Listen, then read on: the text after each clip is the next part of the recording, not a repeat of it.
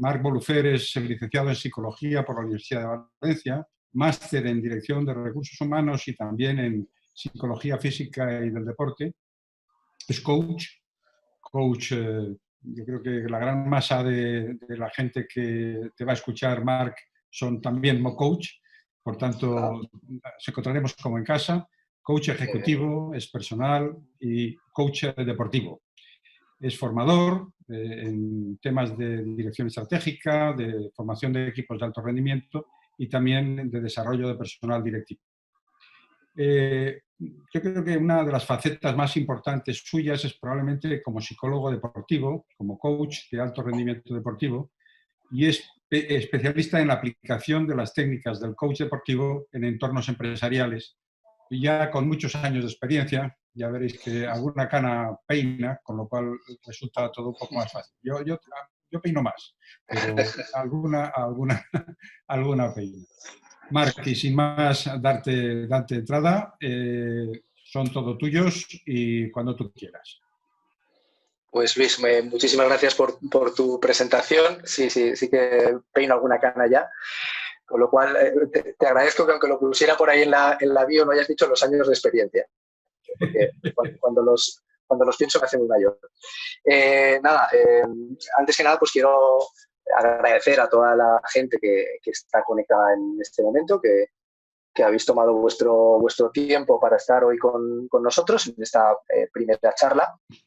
Y agradeceros pues eso, que estéis aquí con nosotros, tanto a los que estáis como a los que veo que se va incorporando poco a poco en el transcurso de los minutos.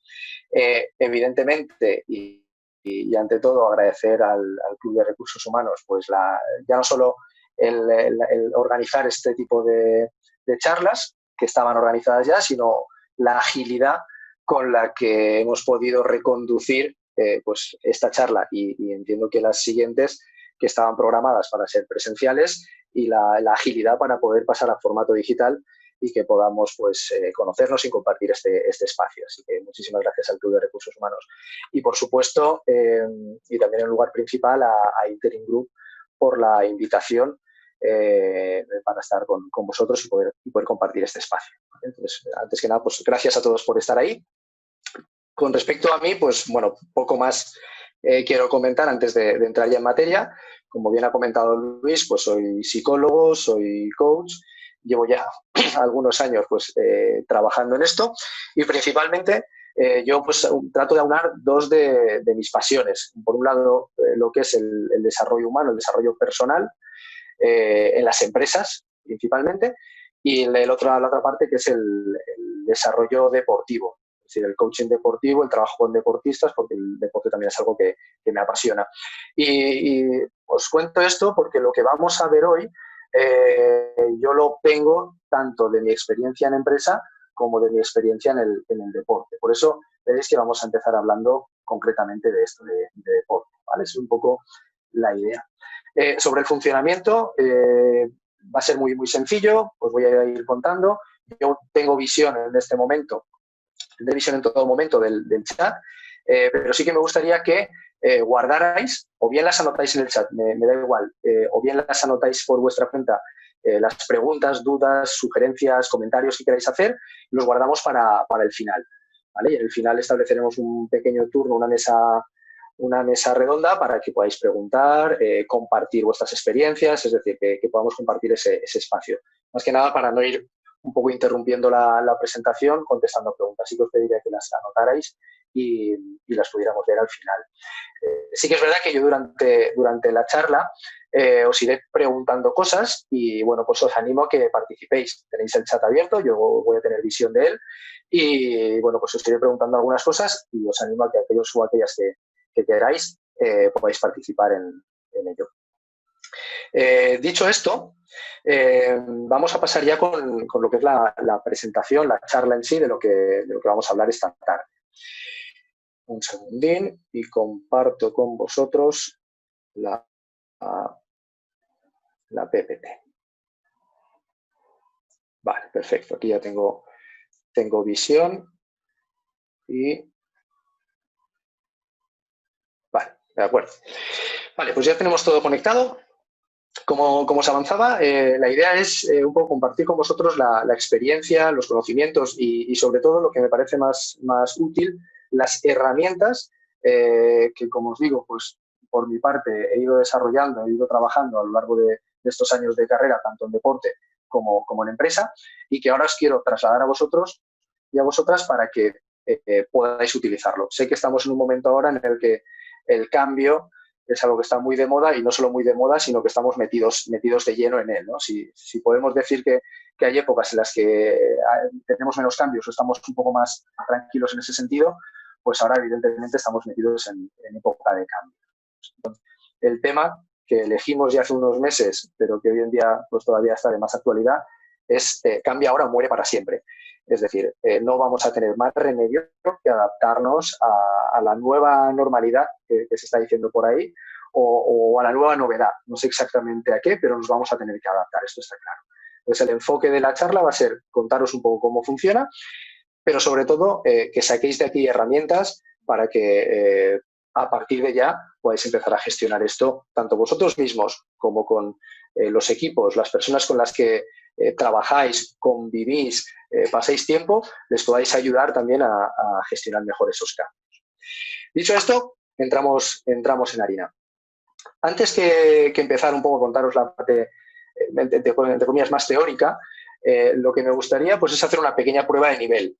Ha comentado Luis y os he mencionado yo también que yo pues, soy un apasionado del mundo del deporte y vamos a empezar precisamente por el deporte. Voy a haceros un breve test, ahora que también lo de los tests está bastante de moda. Vamos a hacer un breve test para ver desde qué nivel partimos. Yo os voy a poner aquí la fotografía de algunos deportistas, son bastante conocidos. Como veréis, hemos empezado por un nivel bastante sencillo y me gustaría que aquellos que queráis o aquellas que queráis, pues pongáis el nombre en el chat, ¿vale? Si hay alguna equivocación muy grave, no sé si podemos echar a alguien del chat, ¿vale? Porque no nos podemos equivocar en ello. Vale, la primera de las personas que os quiero presentar aquí es este señor. Os daré una pista, juega a tenis y, como veréis en la cinta de la cabeza, pues representa a la marca Nike, ¿no? Viste la marca Nike, ¿vale? Rafa Nadal, Rafa. Bueno, por lo menos hay 3 personas de las 60 que están inscritas. Vale, 4, vale, perfecto. Este lo tenemos controlado, ¿no? Este señor lo tenemos controlado, perfecto, vale. Vamos con el siguiente,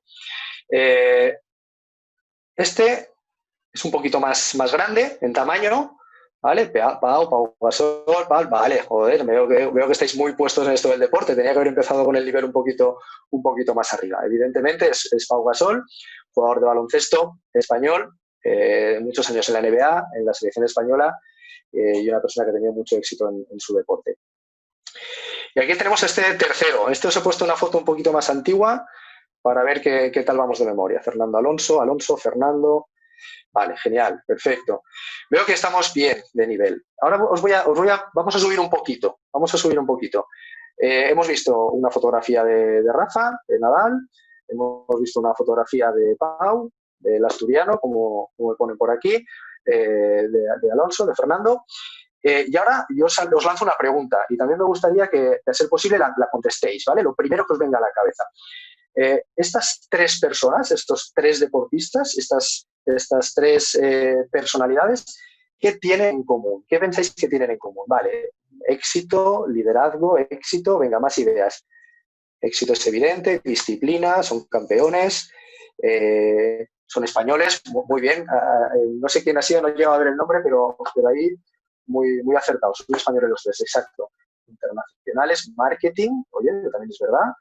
Ilusión, empezaron muy pronto, vale, genial. Veo que hay muchas respuestas y todas las que habéis puesto estoy 100% de acuerdo.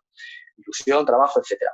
Yo, como tenemos tantas cosas en común, he intentado quedarme con aquellas cosas que realmente creo que más representan o que más pueden tener en común teniendo en cuenta sus carreras deportivas, ¿vale? El primer aspecto que yo he visto o he detectado que ellos tienen en común es talento.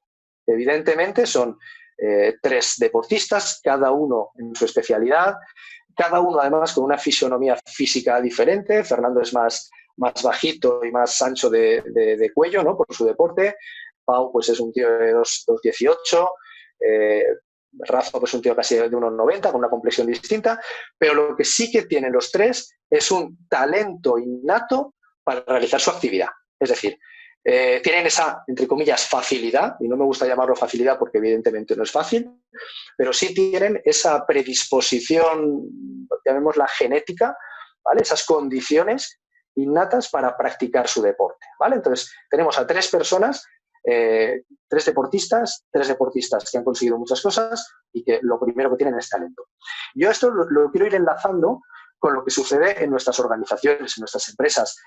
Seguro, estoy 100% seguro que en vuestras organizaciones hay también personas que son muy buenas porque tienen ese talento. Es decir, son personas que tienen esa facilidad, tienen pues no sé, la gente que es buena para los números, la gente que es buena para vender, la gente que es buena desarrollando un proyecto. Es decir, seguro que ese talento también lo tenemos en las organizaciones.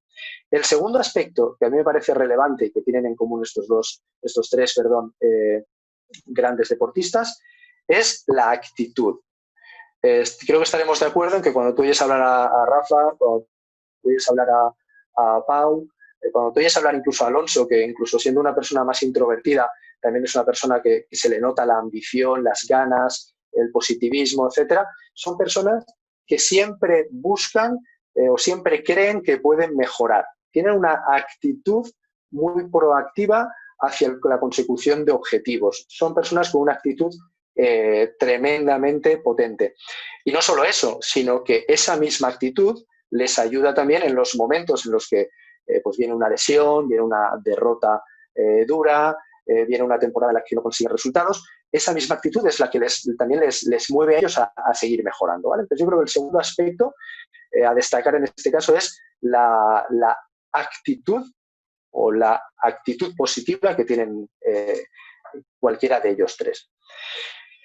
Hay otro aspecto que a mí me parece fundamental, que evidentemente sin este aspecto los otros dos, bajo mi punto de vista, pierden muchísimo valor, que es la capacidad de trabajo. Creo que no hay ninguna duda de lo que trabaja Rafa Nadal, de lo que trabaja Pau Gasol en su deporte y en lo que trabaja Fernando Alonso. Es decir, tienen una tremenda capacidad de trabajo, desarrollan una gran cantidad de trabajo, pero no solo eso.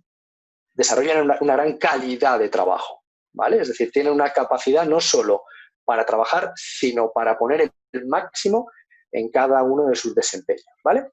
Y evidentemente, y esto sí que es algo que habéis mencionado pues la mayoría, evidentemente son tres deportistas de éxito. Es decir, cualquiera de ellos tres ha conseguido grandes cosas.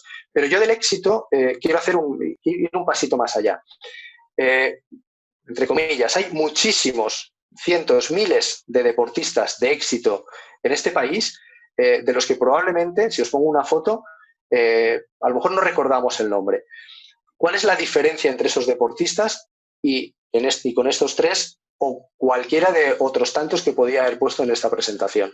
La diferencia no es haber conseguido el éxito, sino haber mantenido el éxito durante un periodo muy largo de tiempo. Cualquiera de estos tres casos, tanto Pau como Rafa, como Fernando, llevan más de 15 años en el top, en la élite de su deporte. Y hago hincapié en esto, el tiempo que han estado al máximo, consiguiendo el máximo rendimiento. Es decir, no solo tienen éxito, sino que han sabido mantener ese éxito a lo largo de más de 15 años. Fernando son casi 20, Rafa creo son 17, 18, Pau pues creo que alguno más, ¿vale? Desde que debutó con 17, 18 años en el FC Barcelona. Es decir, no solo éxito, sino la capacidad de mantener ese éxito durante todo este tiempo. Y aquí lanzo otra pregunta, y lo mismo, me encanta que estéis participando un montón, me gustaría ver vuestras respuestas. ¿Qué creéis que hace que estos tres deportistas no solo hayan alcanzado ganar un campeonato importante, que ya es mucho, sino que hayan conseguido mantener el éxito durante tanto tiempo? Y ojo, no han terminado todavía, ¿vale? Fortaleza mental, me pone David, constancia, tienen carisma, trabajo constante, objetivos muy claros, dedicación, esfuerzo. Fantástico. Alguien me pone en carne, creo que ha puesto adaptabilidad. esfuerzo, adaptación, Marcos lo pone por aquí, confianza, fantástico. Vale, pues he visto algunas respuestas, todas ellas evidentemente suman para ese éxito continuado en el tiempo. Yo os voy a dar mi punto de vista sobre cuál puede ser, teniendo esos 3 puntos en común que hemos comentado antes, que son la capacidad de trabajo, la actitud, etcétera. Para mí, ¿cuál es el ingrediente clave que hace que además de ese talento, esa capacidad de trabajo y esa actitud que les llevan a ganar, consigan éxito durante tanto tiempo? Y para ello vamos a poner algunos ejemplos. Volvemos con Rafa. Si veis esta diapositiva, vemos 2 fotografías de Rafael Nadal en 2 momentos bastante alejados en el tiempo. Por un lado, veis con la gorra, ejecutando en este caso un golpe de revés, a un Rafa Nadal joven, con el pelo largo, tenía evidentemente más pelo que ahora, igual que nos pasa a muchos. Fijaros un poco en la fisonomía del cuerpo, fijaros en los hombros, fijaros en la espalda, fijaros en los brazos. Y al lado tenéis una fotografía de Rafa pues bastante más reciente. No sé decir si fue el año pasado o el anterior, pero es una fotografía de hace poco. Fijaros en los brazos, fijaros en los hombros, fijaros en la fisonomía. ¿Qué vemos a simple vista? Pues evidentemente que hay un cambio físico grande más allá del chiste de que tiene menos pelo, ¿vale? Evidentemente hay un cambio grande en el físico. Os doy una clave. Rafa en 2004-2005 sufre una lesión en un pie, se fractura un hueso y en la recuperación de esa fractura pues se dan cuenta de que necesitan cambiarle los apoyos. Es decir, básicamente tiene que utilizar unas plantillas para que esa lesión pues, no le fastidie. A raíz de utilizar esas plantillas, en 3, 4, 5 años, empieza a tener problemas de rodilla. Rafa Nadal, entre 2009 y 2011, tiene problemas serios de rodilla y dicho tanto por él como por su entrenador en aquel momento, su tío Tony, está a punto de dejar el tenis. Hablamos de hace 10 años y 10 años de carrera de Rafa son muchos títulos. ¿Qué sucede en ese momento para que Rafa pueda continuar 10 años y esperemos que muchos más?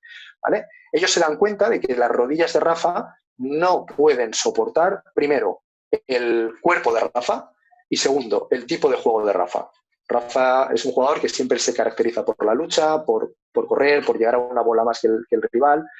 Es decir, el chico en sus primeros 8 o 10 años de carrera corría muchos más kilómetros que cualquier otro jugador del circuito. Y además arrastrando un peso, una masa corporal enorme, que sus rodillas no podían aguantar. Nos plantamos con un jugador con 24 o 25 años al que le dicen tienes que cambiar tu físico y no solo eso, tienes que cambiar tu estilo de juego. Ya no te vale, entre comillas, con correr, con llegar a todo, sino que tienes que jugar más agresivo para que los puntos duren menos, seguir ganando y además con un físico diferente al que tienes. Es decir, Rafa a partir de ahí empieza a reinventarse, a adaptarse. Le llega un cambio, en este caso no deseado, que le pone en la tesitura de o cambio o me retiro, o muero para el deporte de competición. ¿Vale? A la vista está el resultado. Voy con el siguiente ejemplo. Pau Gasol es un jugador, como ya he dicho antes, 2,18 me parece que mide, un dominador cerca del aro, un jugador potente, de rebote, bueno, veis ahí la imagen de llegarle balón dentro y machacar el aro, ¿vale? Cuando Pau llega a la NBA, el juego del baloncesto está muy marcado por los hombres grandes. Los equipos que terminan consiguiendo títulos, la mayoría, tienen jugadores altos muy importantes. Y Pau es determinante. De hecho, consigue 2 anillos, varias finales, uno de los mejores jugadores de la historia de la NBA, sin lugar a dudas. Pero en los últimos 7-8 años, el juego del baloncesto cambia. Los últimos equipos que están ganando los campeonatos son equipos que tienen jugadores más pequeños, más bajitos, que tiran muy bien de fuera y el juego interior, es decir, el punto fuerte de pasión, ya no es tan importante, ya no es tan determinante. ¿Qué hace Pau? Pau se reinventa. Os he puesto aquí una estadística de hace, creo que son 3 temporadas, cuando jugaban los Spurs de San Antonio. Pau Gasol, de ser un jugador que jugaba cerca del aro, tiros cercanos, machacar la pelota en el aro, pasa a ser un jugador determinante desde la larga distancia. Este porcentaje es una auténtica barbaridad para cualquier jugador, pero para un jugador de 2,18 acostumbrado a jugar cerca del aro es algo impensable. 53 tiros convertidos sobre 98. Más del 50% de los tiros que Pau Gasol lanzó en esa temporada desde más de 7 metros fueron dentro. Un jugador que no estaba acostumbrado a hacerlo, ¿vale? Es decir, adaptarse y seguir siendo importante en la mejor liga del mundo, o pasar a ser un jugador intrascendente, a jugar unos minutos en un equipo de medio pelo, ¿vale? Por tanto, aquí vemos, como veo que también se estáis comentando por aquí en el chat, también otra gran adaptación, y en este caso tampoco elegida por el mismo Pau. El baloncesto cambia y si quieres seguir siendo importante en este juego, en este deporte, tienes que cambiar con él.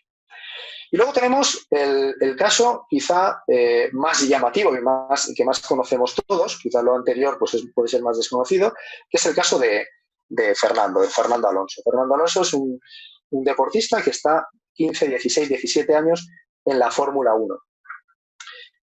La Fórmula 1 con sus características, un circuito cerrado, un coche en el que vas prácticamente pegado al suelo, en el que tienen simuladores, se conocen los circuitos completamente de memoria, saben dónde está cada curva, saben en qué momento tienen que frenar, todo está completamente medido. Haciendo esto 17 años. En un momento dado, él decide que en ese deporte no tiene posibilidad de seguir progresando, consiguiendo títulos. ¿Qué hace? Cambia radicalmente y se va a otro deporte. En principio, a la fórmula de resistencia. Carreras de 5, 6, 7, 8, 24 horas maratonianas, de desgaste, de físico, se adapta y gana. Y ya el cambio más drástico es pasar a correr un Dakar. Tenéis ahí una foto con un todoterreno en medio del desierto, sin saber absolutamente nada de lo que te vas a encontrar, de lo que se va a encontrar en la siguiente, cuando pase la siguiente duna. Y cuidado, no gana el Dakar. También hay que decir que tiene 6 meses, 8 meses solo de experiencia con ese coche, pero en casi todas las etapas está entre los 10 mejores y termina la prueba.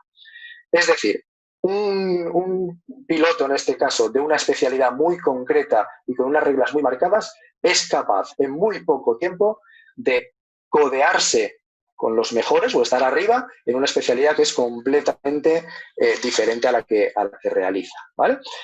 Vemos otro ejemplo de adaptación, en este caso un cambio escogido, ¿vale? Pero vemos también esa capacidad de adaptación. Básicamente, son ejemplos de capacidad de adaptarse al cambio. Lo ponéis aquí el caso de Carlos Sainz. Si hablamos de Carlos Sainz padre, entiendo, Carlos Sainz al final corre en una disciplina más parecida. Los rallies al Dakar es más parecido. Es verdad que tiene muchas diferencias, pero al final corres con un coche con una mayor altura, corres en una superficie que puede ser tierra. Evidentemente hay una adaptación y Carlos además es una bestia trabajando y es una bestia a la hora de adaptarse y más con el esfuerzo físico que requiere con su edad, pero también me valdría como ejemplo. Pero ahora os he traído aquí 2 fotos que, como os he dicho, vamos a subir un poquito el nivel y vamos a ver si sois capaces de decirme quiénes son estos 2 deportistas y estos 2 ejemplos de vida que tenemos aquí. Vale, me ponéis Arroyo. Sergio me pone Arroyo, ¿vale? Lo pone en la camiseta. ¿Sabemos algo de Arroyo, Sergio? ¿Alguien me puede decir los nombres de estos 2 señores? Estos 2 grandes deportistas. Ni idea. Vale, genial. Pues mira, es una auténtica lástima que no lo sepamos. Seguramente si yo no viniera del mundo del deporte tampoco lo sabría, pero este señor que tenemos, vamos a empezar por el que tenemos arriba, con el lanzamiento de disco, es David Casinos, es valenciano, ha sido recordman del mundo de lanzamiento de distintos tipos de lanzamiento, peso, disco, etcétera, récord del mundo, campeón olímpico, campeón mundial, es decir, si no fuera porque es invidente, diríamos que es uno de los mejores deportistas de la historia de este país. ¿Qué pasa? Que al ser invidente compite en competiciones adaptadas y ese tipo de deporte aquí no vende. Pero como deportista, y ahora veréis que como ejemplo de persona y como ejemplo de adaptación es una barbaridad, es un 10. Yo tuve la suerte de conocerle hace algún tiempo y tener una charla con él y es una maravilla de persona. David era un chico, pues, deportista, atleta, como otros muchos, que con 17, 18 años era un chico, entre comillas, y no me gusta esta palabra, pero con todas sus capacidades. Es decir, veía, hacía su deporte, etcétera, y de repente le llega una enfermedad que le deja ciego. Vosotros imaginaros el shock que tiene que ser para alguien ya con cierta edad, en este caso en la juventud, cuando mejor está físicamente, que le viene una enfermedad y se queda ciego. Evidentemente pasó su proceso, y luego hablaremos del proceso de cambio, y consiguió adaptarse a ello, y ahora es uno de los mejores atletas paralímpicos del mundo, ¿vale? Este es un caso que me parece especialmente espectacular. Fijaros, la diferencia entre me quedo ciego y lo dejo todo, me quedo ciego, pero yo voy a seguir trabajando mi deporte de una manera diferente, es decir, sin poder ver, y quiero seguir luchando por mi sueño, que es ser campeón olímpico, campeón del mundo y ser un atleta de élite y reconocido prestigio, ¿vale? Pues ese es un ejemplo también de adaptación, también no elegida, que tras un proceso ha tenido su resultado. Y el señor que tenemos abajo no es como tal un deportista de élite, sí que es más entendible que no lo conozcamos. Como bien ha comentado, me parece que fue Sergio, sí, es Ramón Arroyo. Ramón Arroyo es un señor, como puedo ser yo, puede ser cualquiera de vosotros o de vosotras, con un trabajo, pues en este caso creo recordar que él estaba en el mundo del marketing, de la publicidad. Bueno, pues deportista, pues como vosotros o como yo, una persona pues que le gusta cuidarse y tal, pero nada más. Y de repente le diagnostican una enfermedad degenerativa. Me permitiréis que no afine si es ELA o es esclerosis múltiple, pero una de esas, ¿vale? Es decir, hablamos de dos palabras que solamente de mencionarlas ya se nos ponen los pelos de punta. Pues Ramón, en un momento dado, le diagnostican esta enfermedad. Imaginaros el shock. De repente, pues es una persona completamente dependiente y un día se le ilumina la bombilla y dice, quiero correr un triatlón. Ojo, no estamos hablando de correr una carrera de no sé, una 5K del pueblo. Estamos hablando de un triatlón, que son un montón de kilómetros corriendo, un montón de kilómetros en bicicleta y unos cuantos nadando. Con la enfermedad. Yo recomiendo, si me lo permitís, una película que cuenta la historia de Ramón Arroyo, que es la película se llama 100 metros. Exacto, muy bien. Estefanía me la has puesto por aquí, muy bien, gracias por el apunte. Esta película, el actor principal es Dani Rovira, que además está malito ahora mismo también, y es muy potente porque te cuenta la historia y además se ve muy bien todo lo que explicaremos luego sobre las distintas fases del cambio. Es una película que a mí me encanta porque te refleja fielmente cómo van pasando todas esas etapas, ¿no? Con sus idas y venidas. La conclusión de esto no es solo que se propuso correr el triatlón, sino que corrió el triatlón, corrió más triatlones, ha corrido varias maratones y ya por deporte ha corrido ultramaratones. Es decir, esto ya no son triatlones de estos, una maratón de 40 kilómetros, son pruebas de 100 kilómetros, unas auténticas salvajadas, incluso para deportistas de élite. Y los ha terminado, ¿vale? Es decir, es una auténtica bestia. Y era una persona, insisto, de mediana edad, como podemos ser cualquiera o muchos de los que estamos aquí, con una preparación deportiva justita. Y le viene un cambio duro, un cambio no esperado y no deseado, evidentemente, y lo afronta y consigue esos retos. ¿Por qué hablo de todo esto? Y he puesto ejemplos de grandes deportistas que vosotros podéis decir, claro, sí, pero bueno, al final ganan mucho dinero, etcétera. Esto de la gestión del cambio, de la adaptación al cambio, no es solo cosa de grandes deportistas o de grandes retos. Esto es una cuestión de todos. Todos, en un momento dado, nos puede pasar, no voy a decir cosas a lo mejor tan graves, que también, como a David o como a Ramón, pero nos pueden pasar cosas que nos desubiquen, nos saquen de nuestra zona de confort. Entiendo que todos los que estamos aquí ahora estamos en la misma situación, confinados en casa. Yo hasta hace una semana, además de confinado en casa, aislado en mi habitación, 15 días sin poder tocar a nadie. Es decir, estamos todos en una situación completamente de cambio y esto solo tiene una solución, que es adaptarnos a él, ¿vale? ¿Cuál es la solución? Pues tenemos que mimetizarnos con el entorno. Tenemos un entorno y tenemos que ser capaces de meternos en él. Porque al final las personas o lo que nos sucede, digamos, en nuestra mente no es lo que hay fuera, sino cómo nosotros lo interpretamos, cómo nosotros eso lo cogemos y lo hacemos nuestro. ¿Vale? Entonces, lo que voy a procurar, en lo que quiero entrar a partir de ahora, que ya os he puesto estos ejemplos, es saber cómo podemos hacer para que todas esas cosas que nos pasen las podamos hacer nuestras con todas las características que tiene esas situaciones y podamos adaptarnos perfectamente a ellas. Tener en cuenta que en la vida, como os comentaba, el cambio es inevitable. Es decir, hace un mes y medio, 2 meses ya, nadie podía prever la situación en la que estamos. Es decir, y tampoco nadie lo podía evitar. Sucedió y sucedió. Y lo que pase dentro de un mes sucederá y sucederá. Eso es así. Pero es que además en las empresas el cambio es vital.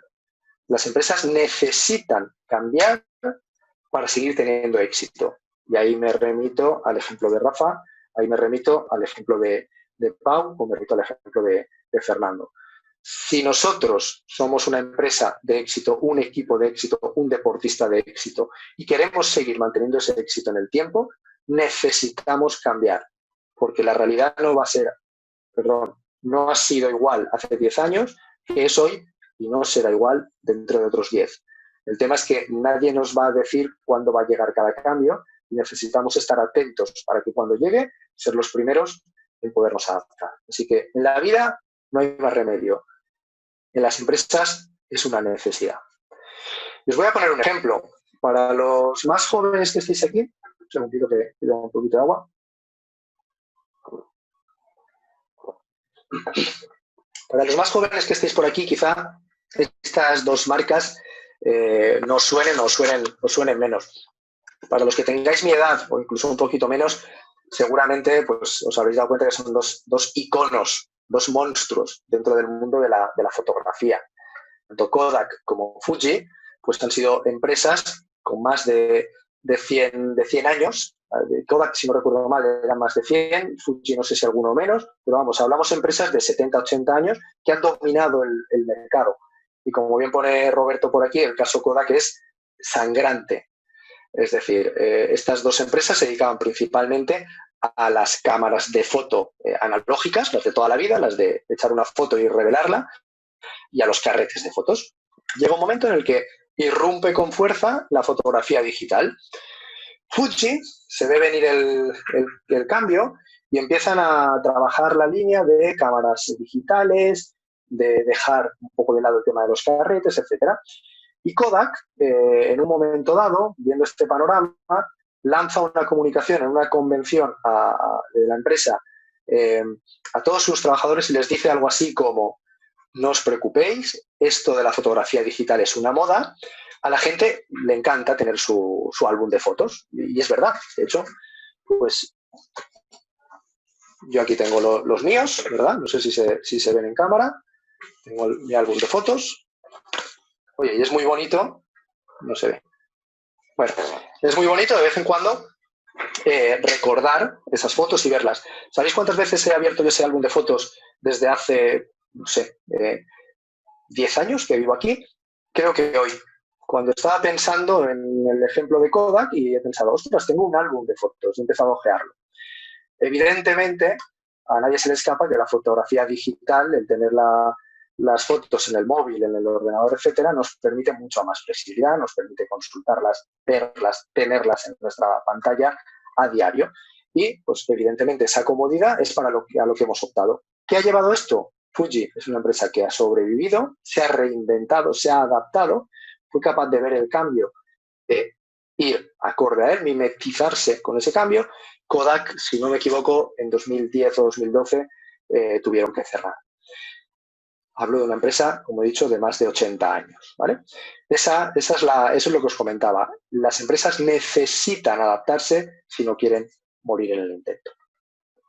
Os voy a proponer un ejercicio, es un tanto personal, así que en este caso no os voy a pedir que lo pongáis en el chat, pero sí que me gustaría que lo hicierais cada una de manera personal, porque todo lo que vamos a explicar a continuación lo vais a ver mucho mejor si somos capaces de hacer un ejercicio de introspección o de retrospección e ir viéndolo en nuestros propios casos. Os voy a pedir lo siguiente, me da igual que lo anotéis en el móvil, en una libreta que tengáis, si tenéis abierto un documento de Word, me da igual dónde, pero sí que para mí es importante que lo anotéis, porque me gustaría que fuerais anotando cosas conforme vayamos avanzando en esta charla.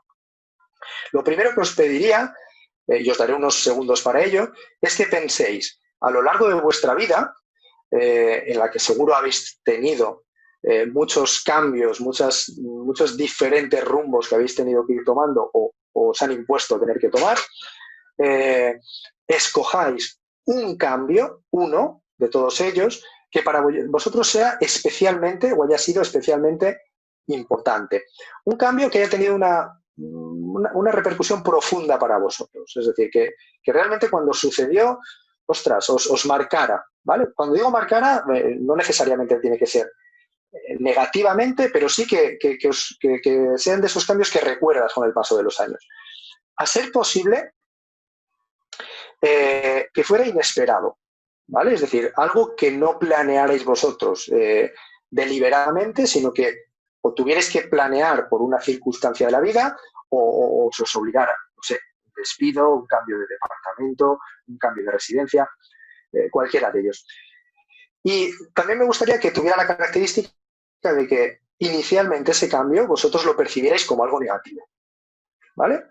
Quizá al final también, pero lo que me interesa es que penséis cómo percibí yo ese cambio cuando de manera inesperada me tuve que hacer con él, ¿vale? Es decir, un cambio importante, un cambio profundo para ti, un cambio inesperado, percibido como negativo y esto lo dejo abierto, me da igual que sea un cambio que terminó con éxito o sea un cambio que no terminó con éxito. Me da lo mismo, ¿vale? Es decir, no busquemos el cambio con el que conseguimos el éxito y tampoco especialmente que no lo tuviéramos. Pero sí que me parece importante que los 4 primeros puntos se cumplan, ¿vale?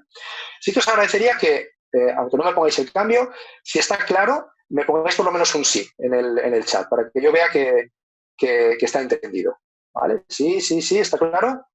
Vale, fantástico. De hecho, algunos ya lo tenéis. Vale, de maravilla. Genial.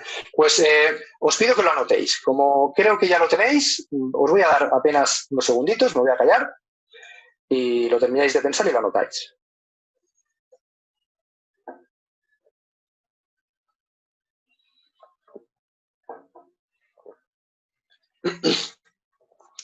Vale, perfecto.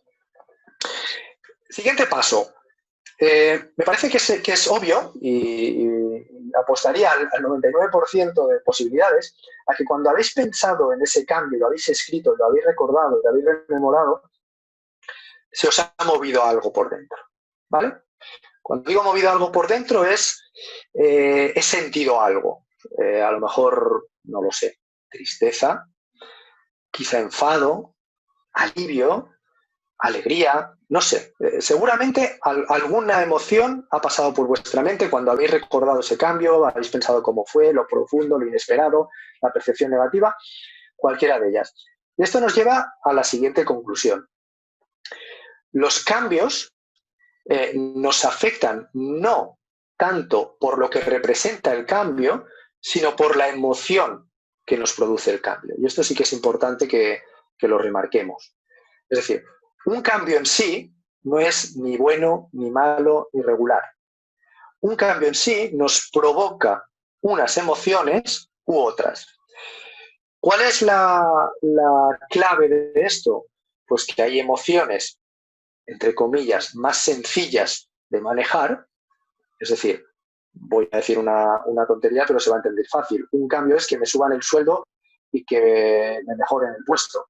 Vale, produce alegría y eso es fácil de manejar. Pero un cambio también es que me despidan del trabajo y me manden al paro, ¿vale? Y yo esté a gusto en mi trabajo y, ostras, me encuentro con un despido.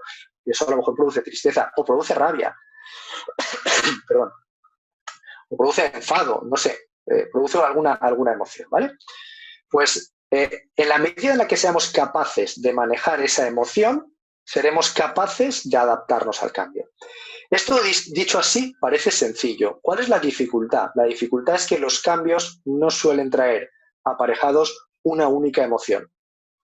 Es decir, cuando pensamos en esos cambios, y ahora sí que os pediré que vayáis haciendo ese ejercicio y vayáis anotando aquellas cosas que ahora vamos a ir viendo, veréis como cuando se nos provoca un cambio de este tipo, un cambio profundo, inesperado, percibido como negativo, etcétera, vamos transitando por distintas emociones.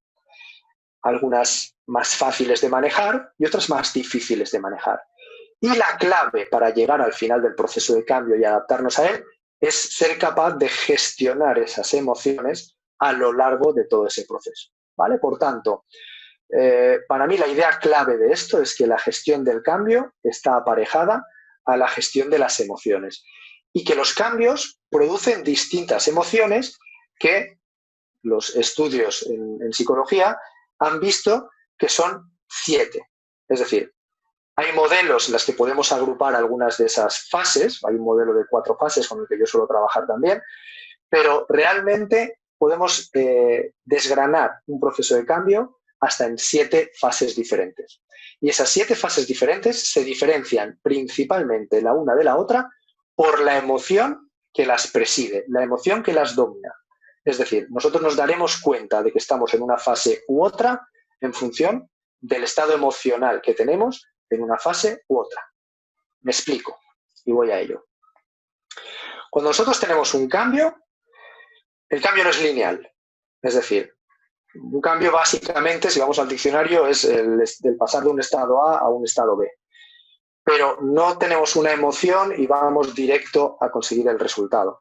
Normalmente, y corregidme si me equivoco, los cambios tienen más esta morfología, ¿vale? Tenemos un cambio y tenemos un lío mental, no sabemos un poco por dónde tirar, qué hacer, y empiezan a mezclarse y a hervir emociones en nuestra cabeza y en nuestro corazón, que ahora lo hablaremos, ¿vale? Entonces, en ese hervidero que vemos ahí, se producen las siguientes fases. Como os decía, es un modelo que nos habla de 7 fases en las que tiene cada una emoción diferente. Yo os diría que solo hay una fase que no se da siempre. Las demás, en mayor o menor medida, de mayor o menor duración, se dan todas en un proceso de cambio. La única que en algunos casos no se da, y por eso la he puesto entre interrogantes, es el presentimiento. El presentimiento, básicamente, es cuando nosotros intuimos que va a pasar algo, ¿vale? Luego me extenderé un poco más en ello.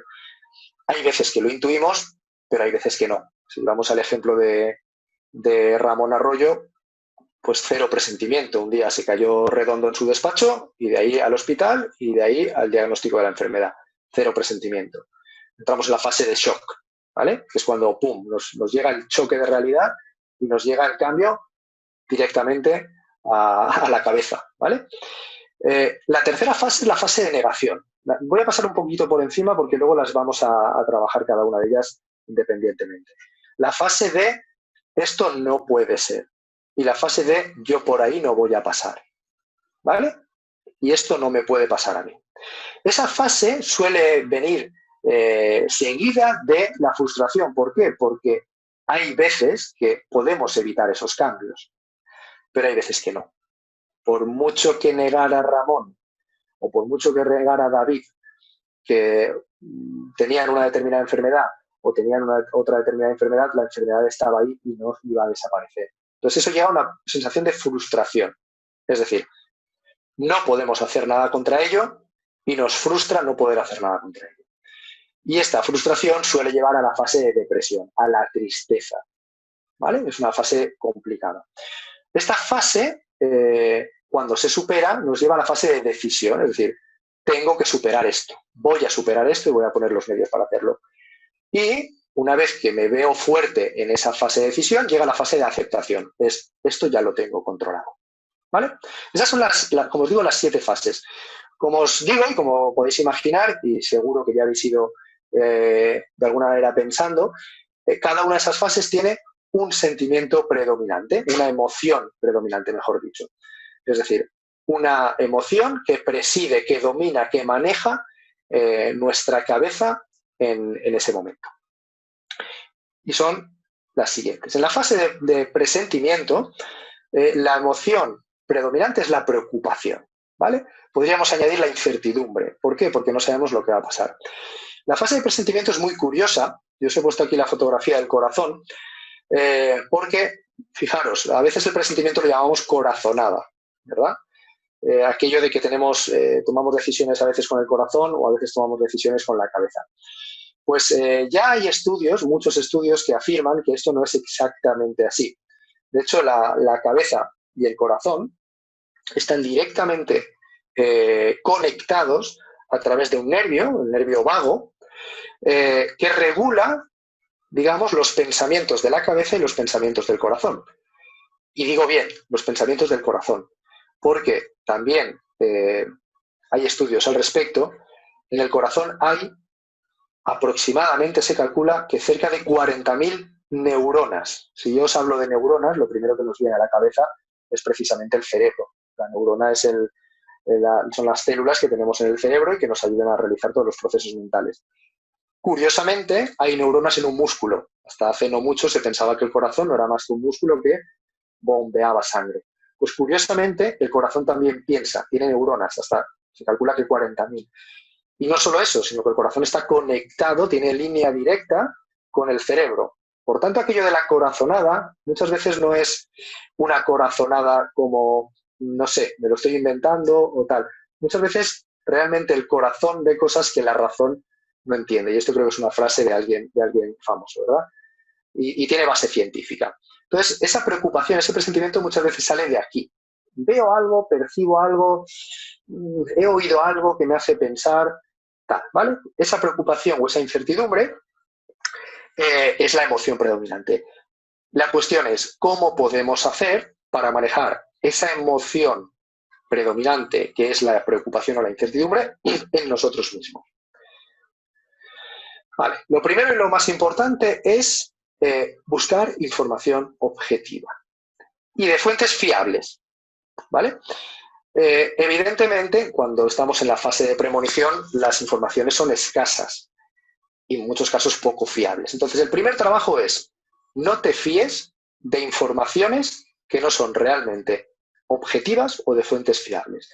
Pon el foco en buscar informaciones que realmente, oye, no hace falta o no es necesario que busquemos cosas que confirmen nuestra premonición, ni mucho menos, ni que nieguen nuestra premonición, sino que nos den luz. Al final, la incertidumbre se cura cuando hay certidumbre, es decir, cuando hay conocimiento, ¿vale? Entonces, primer aspecto, ¿qué puedo hacer cuando tengo incertidumbre, tengo preocupación? Informarme. Segundo aspecto importante, la rumorología, ¿vale? Yo, la verdad, como os he comentado, he estado confinado 15 días en mi habitación. Afortunadamente no tengo televisión allí. Estuve 5 días en el hospital. Afortunadamente no funcionaba la televisión y cuando me dijeron de arreglarla les dije que no. Es decir, he estado prácticamente 20 días sin ver televisión. Y no sabéis lo importante que ha sido para mí el dejar de infoxicarme. Es decir, no empezar a ver programas sensacionalistas que van lanzando rumores sobre lo que será, lo que no será. Es decir, yo he ido viendo las noticias según han ido saliendo. Y la verdad, te quita muchos dolores de cabeza.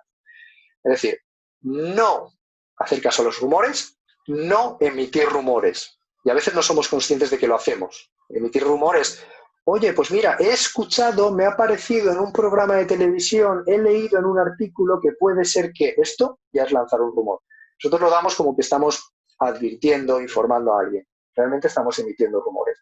El rumor es el mayor enemigo de la incertidumbre. Solamente la lleva a más. Y tercer aspecto, huir de las expectativas, ¿vale? Yo siempre digo que las expectativas son un arma muy peligrosa, por dos motivos. Porque cuando la expectativa es alta y no se cumple, nos lleva a la frustración. Cuando la expectativa es baja, limita nuestra capacidad de crecimiento, ¿vale? Hay quien me dice, hay que tener expectativas ajustadas, y la pregunta es, ¿y eso cómo se hace? Entonces, como no sabemos si nuestras expectativas son realistas, ajustadas, al alza o a la baja, yo siempre digo, no te marques expectativas, márcate objetivos. Y ese sería la tercera herramienta o el tercer consejo que yo os daría en esta fase para trabajar vuestra propia preocupación o incertidumbre, ¿vale?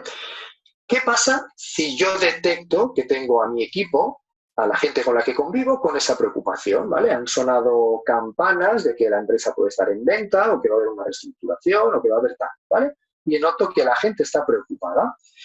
Evidentemente, como líder, lo que tengo que hacer es ayudarles a transitar en esa fase. Digamos que no vamos a poder eliminar una fase de por sí. Es decir, Jorge dice que me acabo de cargar a la prensa española. No a toda, no a toda. ¿Vale? Solo diré eso. Decía, lo importante no es quitarnos de un plumazo la fase. La fase hay que pasarla. La cuestión es si la pasamos en 2 días, en 1 semana o en 2 meses. ¿Vale? Entonces, lo que necesitamos ayudar a nuestra gente es a pasar a la siguiente fase de la mejor manera posible. ¿Cómo? Que es lo más importante aquí. Vale. Lo primero es cómo damos o cómo informamos a nuestro equipo. En este caso es muy importante que las reuniones sean grupales. ¿Por qué? Porque aunque a nosotros nos parezca que individualmente somos capaces de dar la misma información a 2, 3, 4 personas, siempre vamos a añadir o a quitar palabras, explicaciones, etcétera, etcétera, etcétera. Y eso fomenta el rumor. Así que, en este caso, siempre comunicación grupal con la información real y fidedigna que tenemos y también diciendo lo que no sabemos, ¿vale? Es decir, no podemos fomentar el rumor, no debemos generar posibles rumores, pero hay cosas que no sabemos. Entonces, lo que no sabemos, no lo sabemos, lo que sabemos, lo decimos, le pedimos a nuestro equipo que en la medida de lo posible nos ayuden a no favorecer esos rumores y es muy, muy, muy importante que la información con ellos sea continua. Yo he puesto aquí prometerles, mantenerles informados. Para mí no es tan importante prometer como hacer. Es decir, no se trata de estar todos los días haciendo una reunión grupal y diciendo lo mismo, pero sí que si dentro de una semana no sé nada, no me cuesta nada volverme a sentar y decir, señores, no sé nada. ¿Por qué? Porque conforme pasan los días es más difícil mantenerse sin saber, eso aumenta la incertidumbre, y sin hacer caso a los rumores, ¿vale? Entonces es muy importante que la información sea muy continua, muy fluida, e ir informando siempre de lo que podamos saber y siempre mostrar lo que no sabemos. Vale, como os digo, esta fase no se da siempre. Puede ser que nos encontremos directamente, ¡pum!, en la siguiente fase, que es la fase de shock. Como podéis imaginar, el miedo, el pánico, es la emoción predominante en esta segunda fase. ¿Qué sucede con el miedo, con la emoción del miedo? El miedo provoca distintas reacciones en las personas, principalmente 3, que son el ataque, es decir, agredir a la amenaza; 2, huir de la amenaza; 3, bloquearnos. Ante un cambio, lo habitual es o bien huir de la amenaza o 2, quedarnos bloqueados. Cualquiera de esas 2 situaciones, y la tercera tampoco, no ayuda a solucionar o a adaptarse al cambio, ¿vale? ¿Qué puedo hacer yo cuando yo me siento asustado, siento miedo ante un cambio que me acaba de llegar, ¿vale? Lo primero, intenta tener una visión global, lo que yo llamo poner las cosas en contexto, ¿vale? Cuando uno tiene miedo se produce un efecto psicológico que llamamos la visión túnel, es decir, acabamos viendo solamente una parte de realidad que es la que nos asusta, ¿vale? Yo recuerdo cuando era pequeño, y seguramente os habrá pasado a vosotros también o vosotras, pues cuando eras pequeño y se apagaba la luz de la habitación y veías algo que te producía miedo y pensabas que un abrigo pues podía ser una persona que estaba ahí de pie, solamente veías ese abrigo y solamente veías a la persona, es decir, es como si el resto de la habitación desapareciera. ¿Vale? Pues esto es lo que sucede cuando tenemos miedo. Tenemos miedo a algo y vemos las consecuencias negativas de lo que nos puede pasar, ¿vale? Ampliar la visión, salir de ese estado de túnel, poner las cosas en contexto, nos ayuda a ver las cosas de otra manera y a rebajar, quizá no eliminar, pero sí rebajar el nivel de temor o de miedo. Segundo aspecto, y esto a mí me ha resultado muy útil en estos días que he estado un poco pachucho de salud.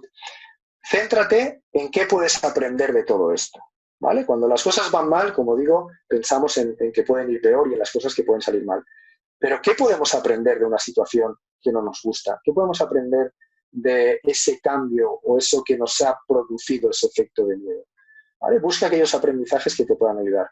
Y tercer aspecto y muy importante, las emociones están ahí, no las podemos eliminar. No es como beber un vaso de agua y tragarte algo que se te ha quedado atragantado. No, la emoción no se va.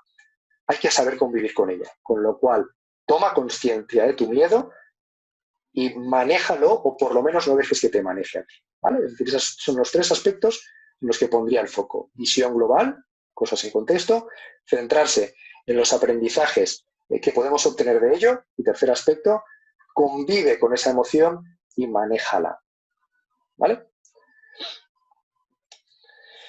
Vale, ¿y qué sucede si yo detecto el miedo en mi equipo? ¿Vale? Y detecto esa parálisis y detecto todas esas emociones negativas. Vale, tened en cuenta, y vuelvo a incidir, en la forma. En este caso también es importante que la reunión, la comunicación sea grupal. ¿Por qué? Porque cuando estamos en grupo tenemos menos miedo. Cuando sentimos el apoyo de alguien cercano o nos sentimos parte de un grupo, de un equipo, nos sentimos más arropados y tenemos menos miedo a la amenaza. Con lo cual, el tratar esos miedos en grupo ayuda a que el miedo disminuya. Y evidentemente, cuanta más información, menos miedo. Vuelvo al ejemplo de cuando éramos pequeños. Cuando tú encendías la luz y veías que aquello era un abrigo y no era una persona que estaba allí de pie, esa información te ayudaba a que desapareciera el miedo. Quizá luego apagabas la luz y veías otra cosa, pero por lo menos eso ya no te daba miedo, ¿vale? Segundo aspecto, ayuda a tu equipo a ver los aprendizajes o los beneficios posteriores que puede llevar ese cambio. Es difícil, cuando uno está en modo miedo, es difícil ver los aprendizajes o las cosas positivas. Pero si las buscamos, las hay, créeme. Es importante también que pongamos casos de éxito, es decir, equipos, gente, personas que conozcamos que han vivido situaciones similares y las han superado, ¿vale? El sentir que hay otra persona que ha pasado antes por ahí nos quita el miedo. Yo recuerdo hace unos años me metí en una cueva subterránea y yo no era capaz de ir adelante hasta que pasó alguien y fue delante de mí y yo fui detrás. El simple hecho de que alguien fuera adelante a mí me quitó el miedo y el peligro era exactamente el mismo, ¿vale? Pero primero no pasas, pero si hay alguien que ya ha pasado por ahí, pues bueno, asusta menos. Y por supuesto, no hay nada para alguien que tiene miedo como brindarle tu apoyo, brindarle tu ayuda y hacerle ver que va a estar ahí para, cuando tenga ese miedo, poderle apoyar, ¿vale? Lo que hablamos a veces en las empresas de política de puertas abiertas, este es el momento. Si superamos esta fase, en muchos casos viene la fase de resistencia. El miedo pasa y lo que hacemos es, mira, yo no quiero esto, ¿vale? Me niego a que suceda este cambio. Y nos negamos con toda la fuerza y con toda la potencia que tenemos. Aquí sacamos nuestra ira, nuestro enfado, ¿vale? Evidentemente esta es una fase muchísimo más compleja para mí que la anterior, porque es más difícil poderla manejar. Alex, me parece que te tienes que ir. Nada, un placer que hayas estado aquí y intentaremos hacerte llegar la charla grabada. Decíamos, son dos emociones completamente diferentes. En este caso, la ira sí que se caracteriza por la actitud de ataque, ¿vale? Es decir, aquí nos vamos a encontrar gente resistiéndose activamente, o nosotros nos vamos a resistir activamente a ese cambio. ¿Qué puedo hacer yo para rebajar el nivel de ira y rebajar el nivel de agresividad hacia el cambio? Analiza objetivamente todo aquello que te molesta. Cuando yo soy objetivo, muchas veces hay cosas que dejan de molestarme tanto o rebajan mi nivel de tensión. Segundo aspecto, céntrate en aquello que realmente depende de ti. A mí hay mucha gente que ahora me llama y en sesiones de coaching me dice, Marc, es que estoy muy preocupado por lo que va a pasar, qué será que dirá el gobierno, qué ayudas tendremos, qué tal. Vale, esto suele llevar a el gobierno lo está haciendo bien, estoy enfadado. Perfecto, podemos estar más o menos de acuerdo. ¿Qué parte de eso depende de ti? Probablemente si te das cuenta de que gran parte de eso no depende de ti y centras tus esfuerzos en lo que sí depende, en formarte, en preparar tu estrategia,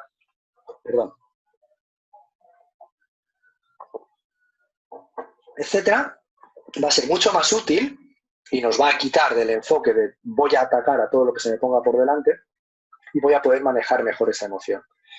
y busca y proponte soluciones. O sea, mira qué puedes hacer y empieza a pensar tu plan de acción. Enfocarte a la acción y no a la resistencia te va a ayudar a bajar el nivel de enfado o de ira. ¿Qué pasa cuando yo detecto ese nivel de enfado o esa resistencia en mi equipo? ¿Vale? En este caso, fijaros, y aquí hago un inciso importante, las reuniones han de ser de manera individual. ¿Por qué? Porque así como el miedo en grupo se diluye, la ira o el enfado en grupo se magnifica, aumenta. Entonces, si yo me reúno con 5 personas enfadadas, aquello va a ser un volcán.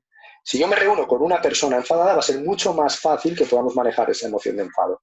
Por tanto, primer aspecto, las reuniones con las personas que estén generando resistencia de manera individual. Y a ser posible, si tenemos detectado quiénes tienen mayor influencia en los demás, empezamos por ellos. ¿Por qué? Porque son las personas que nos van a ayudar también a manejar esa emoción de ira, ese enfado en los demás. Muy importante que esta charla o esta comunicación, más que enfocarla en informar como en las fases anteriores, esté enfocada en escuchar, en saber cuáles son las preguntas, las quejas, las pegas que pone la otra persona. Porque a partir de ahí podemos identificar sus expectativas y las podemos ajustar con la realidad. ¿Vale? Hay veces que hay gente que dice, no, es que esto no va a ser así y lo que vamos a hacer es volver como antes. Eso no va a pasar. Vamos a ajustar la expectativa, esta es la realidad, y sobre todo vamos a ver entre los dos qué podemos hacer para que esta situación sea mejor. ¿Vale? Por tanto, esta va a ser una reunión para rebajar el nivel de tensión individualmente con personas influyentes, escuchar, preguntar, identificar quejas y expectativas, ajustar y proponer. ¿Vale? Vamos a intentar que de algo destructivo, que suele ser la ira, saquemos esa energía para algo constructivo. Si conseguimos pasar esta fase, llegaremos a la siguiente.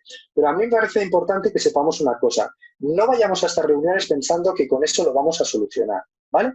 Esto es un trabajo, una carrera de fondo, ¿vale? Oye, si con una reunión con la persona influyente conseguimos rebajar ese nivel de tensión y pasar de fase, fantástico. Es poco probable. Al final, la resistencia se vence con trabajo, con más trabajo y con más trabajo. Por tanto, eso va a ser un trabajo de poco a poco. Hay que ir llevando ese proceso. Y si lo hacemos bien, llegaremos a la siguiente fase. Y diréis, vaya, hemos pasado del miedo al enfado y del enfado a la frustración. No sé si vamos para adelante o para atrás. Bueno, si recordáis la gráfica de cómo pasamos del punto A a B, no era recta, sino que había vueltas atrás y vueltas adelante, ¿vale? La frustración, la fase de frustración, aunque lo pueda parecer, no es en sí una vuelta para atrás, es un paso adelante, pero que sencillamente genera una emoción distinta. La frustración se da cuando racionalmente tenemos que aceptar la situación, es decir, este cambio es inevitable, y ahora me voy a referir a la situación en la que estamos. Podemos enfadarnos, podemos gritar, podemos hacer una cacerolada, hay 1000 cosas que podemos hacer para protestar, pero cuanto antes aceptemos racionalmente que esta es la situación y que nos quedan X días de estar encerrados y que nos quedan X meses o X semanas para volver a ser o tener una realidad más parecida a lo que teníamos, cuanto antes aceptemos eso, antes superaremos el cambio. Ojo, lo normal es que aunque lo aceptemos de aquí, del corazón, nos sentamos frustrados. ¿Por qué? Porque no es lo que nos gustaría. Lo tenemos que aceptar, porque no hay otro remedio. Es aceptación racional, pero genera frustración. ¿Cómo trabajamos la frustración? Y fijaros que va a ser completamente diferente que la ira, el miedo o la incertidumbre. La frustración se trabaja con ayuda de las personas adecuadas. Es decir, normalmente la frustración aparece cuando tengo que hacer algo que no tengo más remedio que hacer y además percibo que es algo para lo que no estoy preparado, ¿vale? Cuando no estoy preparado para algo, seguramente habrá alguien que sí que lo esté o que me pueda ayudar a prepararme. Un ejemplo muy sencillo. Imaginaros un cambio de programa informático en vuestra empresa, en vuestra organización, ¿vale? Cambiamos de CRM. Al principio, los que nos cuesta más esto de la informática, pues, ostras, nos sentimos un poquito inútiles, ¿no? Nos sentimos como que esto no va con nosotros y tal. No hay manera de retroceder ese cambio, no hay manera de volver al sistema antiguo, nos tenemos que adaptar, pero no nos sentimos competentes en ello, ¿vale? No tengamos miedo de pedir ayuda a alguien que nos pueda ayudar a sentirnos más competentes. Cuanto más competentes nos sintamos en ese cambio, mejor pasaremos a la siguiente fase y más pronto llegaremos al final de la adaptación, ¿vale? Es decir, en esta fase de frustración busca gente que te ayude para poder ser mejor en esa tarea y verás cómo notas esa mejora de la confianza y esto te ayuda a sentirte mejor y pasar al siguiente estadio. ¿Qué hago con mi equipo? Pues como sabemos que principalmente el problema va a ser que no se sienten cómodos, no se sienten competentes con la nueva realidad, las nuevas tareas, pues habrá que formarles e informarles. Y si es necesario, ir al modelo I do, we do, you do. Es decir, yo lo hago y tú ves cómo lo hago, yo lo hago junto contigo y a partir de ahí lo haces tú. Básicamente, entrena a tu equipo en la nueva realidad, en la nueva norma, en el nuevo trabajo, en la nueva herramienta. Y, ojo, en este punto puede haber todavía intentos de vuelta atrás.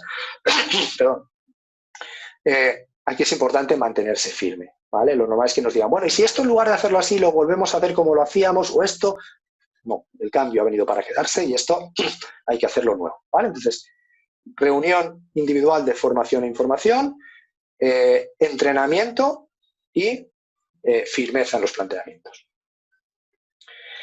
Vale, esta fase lleva a la fase de aceptación emocional, ¿vale? La fase se llama depresión. Ojo, no nos quedemos con el nombre grueso, vayamos a la emoción. La emoción más habitual en esta fase es la nostalgia. Puede ser tristeza, pero lo habitual es la nostalgia. Tristeza es algo más profundo. La nostalgia es esos recuerdos que nos traen emociones positivas de cosas pasadas, ¿vale? Pues seguramente lo que pensaremos el día que salgamos a la calle y nos tengamos que poner una mascarilla o tengamos que entrar en un bar y sentarnos a 2 metros de la siguiente mesa o cualquiera de las cosas que nos van a pasar, ¿vale? Nostalgia de, recordáis cuando íbamos todos juntos y nos abrazábamos, etcétera, etcétera, etcétera, ¿vale? No es malo llegar a ese punto, porque llegado a ese punto significa que hemos aceptado, tanto racional como emocionalmente, el nuevo estado. Pero es normal que sigamos echando de menos cosas de antes, ¿vale? Esta fase ya es el principio del fin, ¿vale? O como está ahora de moda, esto es el principio de la desescalada del proceso de cambio. ¿Cómo manejamos esto? Pues bueno, volvemos al mismo modelo. ¿Cómo me manejo yo en esa nostalgia? Lo más importante, cuanto antes dejes de comparar lo anterior con lo nuevo, antes dejarás de sufrir o de sentir esa nostalgia o esa tristeza, ¿vale? Esto, todos aquellos, y seguramente sois muchos, que habéis tenido un cambio de pareja en algún momento de vuestra vida, pues cuando estás con una persona nueva, que acabas de conocer, obviamente miras atrás y ves lo que tenías con otra persona y seguramente habrá cosas de antes que te gustaban. Hasta que no seas capaz de pasar esa página, de dejar eso atrás y centrarte en lo que tienes por delante, no vas a ser completamente feliz. Esto es un hecho, ¿vale? Por tanto, cuanto antes dejes de mirar atrás, antes vas a poder afrontar el cambio. Evidentemente, aquí es importante quedarnos con lo positivo, buscar las cosas que han mejorado a través del cambio. Obviamente habrá cosas que antes eran mejor, pero estoy seguro de que habrá cosas que ahora son mejor. Solamente hay que buscarlas y poner el foco en ellas. Y aquí es importante ser proactivo, movernos, acción, ¿vale? Cuanta más acción, menos tristeza, ¿vale? El movimiento, ya no digo movimiento solo físico, sino también mental, nos ayuda, nos enfoca hacia emociones positivas y nos quita el foco de emociones negativas. ¿Qué sucede cuando tenemos un equipo que detectamos que está en esa fase de nostalgia? ¿Vale? Tenemos que ayudar a la persona y entender su emoción, por lo tanto, interesarnos por la persona en cómo se está sintiendo, hacerle partícipe de las novedades del cambio, reforzar y reconocer el esfuerzo que ha hecho esa persona para adaptarse y está haciendo para adaptarse al cambio, ¿vale? Y hacerle ver también todo lo que ha conseguido, ¿vale? Cuando una persona mira atrás, lo importante es hacerle mirar hacia adelante. ¿Cómo? Tú miras todo lo que no tienes, pero mira todo lo que tienes, mira todo lo que has conseguido, mira todo lo que tu esfuerzo ha hecho posible, ¿vale? Vamos a transitar desde esta emoción, digamos, negativa o emoción que nos limita en esta fase a la salida completa de esta situación. Y ahí es cuando llegamos a la fase de decisión. Ahí es cuando se hace ese clic mental, que digo yo, y pasamos de esa nostalgia a decir, vale, esto pasó, esto acabó, esto ya no está, y esta es mi realidad, esto es lo que tengo por delante y esto es a lo que voy a conseguir o a lo que voy a enfocarme. Y pasamos de una emoción de nostalgia a poco una emoción de entusiasmo. Evidentemente, es mucho más fácil manejar ese entusiasmo que cualquiera de las emociones anteriores. A nivel individual o grupal, aquí no va a cambiar mucho. Aquí se trata de, oye, reconoce tus propios esfuerzos, reconoce los esfuerzos de tu equipo, acepta sugerencias, ¿vale? Aquí ya es un momento en el que la persona quiere aportar, se siente fuerte, se siente decidida con el cambio y promueve que la gente empiece a ser autónoma en determinadas tareas o en determinados ámbitos, ¿vale? Aquí lo que procuramos es ya darle normalidad a la nueva normalidad, ¿vale? Y esta fase lleva a la fase de aceptación o de integración del cambio, y es la fase de confianza, cuando nos sentimos cómodos, nos sentimos a gusto con esa nueva realidad, y entonces empezamos a tener esas emociones positivas de dominio de la situación. Evidentemente, aquí diréis, pues aquí no hay que hacer nada. Permitidme que os haga un apunte. Esta fase es fundamental, no tanto para la gestión de este cambio, pero sí va a ser muy importante para la gestión de los próximos. Y recordad que en la vida los cambios van viniendo, los elijamos o no, y en las empresas van a venir sí o sí. Por tanto, todo lo que podamos extraer de este proceso de cambio nos va a ayudar a ser mejores en el próximo. Así que, ¿qué tenemos que hacer aquí? Oye, estar orgullosos, satisfechos de nuestra labor y felicitar al equipo por su compromiso. Pero a partir de ahí también es importante que analicemos qué hemos aprendido de ese proceso. ¿Cómo hemos pasado cada fase? ¿Qué hemos hecho cada uno para superar, para manejar esa emoción?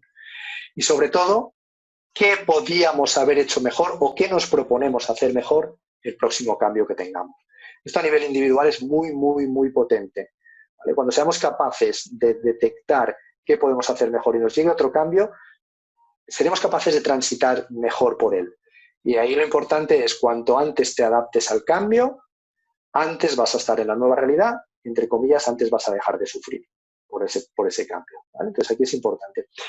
A mí me gustaría que, y con esto ya para casi terminar, no sé si lo habéis ido haciendo durante este proceso mientras os he ido contando, que ese cambio que habéis anotado al principio, y si no lo habéis hecho ahora, os lo dejo como deberes si os apetece, intentéis detectar cómo vivisteis esas fases, cuál fue vuestra fase de preocupación, si tuvisteis esa premonición o esa corazonada, cuál fue vuestra fase de miedo, cuál fue vuestra fase de enfado, de confrontación con esa situación, cuál fue esta fase de aceptación racional, emocional. Es decir, me gustaría que de alguna manera diseccionarais, si no habéis ido pensando en ello durante la charla, ese cambio, porque todo lo que podéis obtener de esa disección, de ese análisis, de ese cambio, os va a ser tremendamente útil para el próximo cambio que tengáis por delante o en el que estemos